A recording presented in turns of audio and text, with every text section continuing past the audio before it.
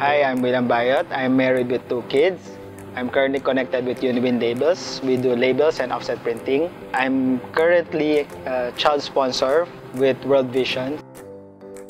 It started 2008. I was preparing for our wedding with my fiancé that time.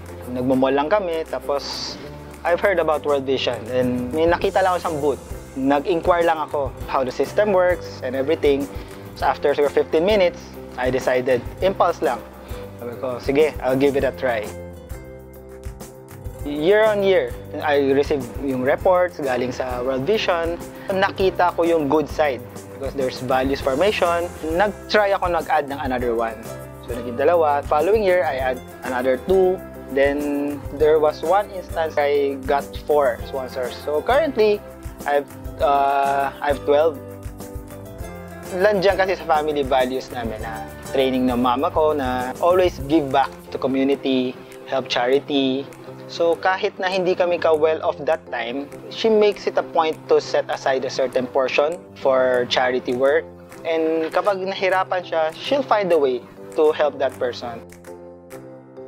Seeing those profiles, yung mga reports ng bata, may isip mo na I'm more blessed.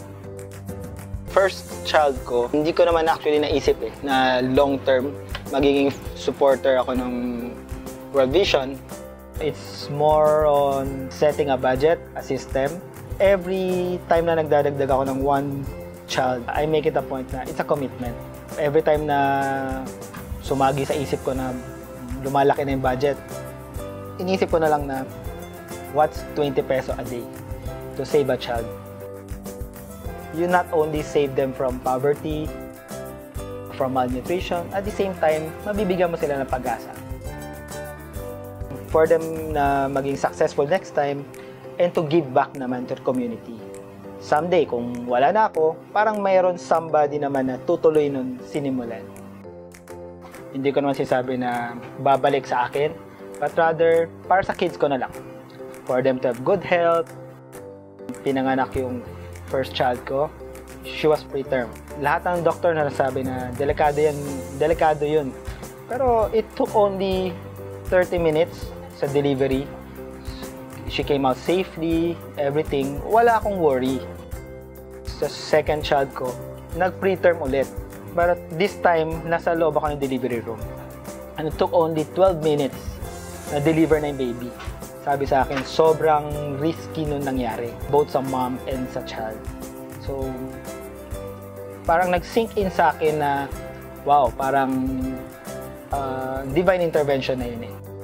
Kung good karma for the kids, it's worth it. It's worth everything naman. Challenge ko lang sa fellow sponsors ko na hopefully add 1 more to start the year right. Start with doing good works. For sure naman na feel mo naman na yung satisfaction and yung happiness sa pagtulong sa kapwa mo.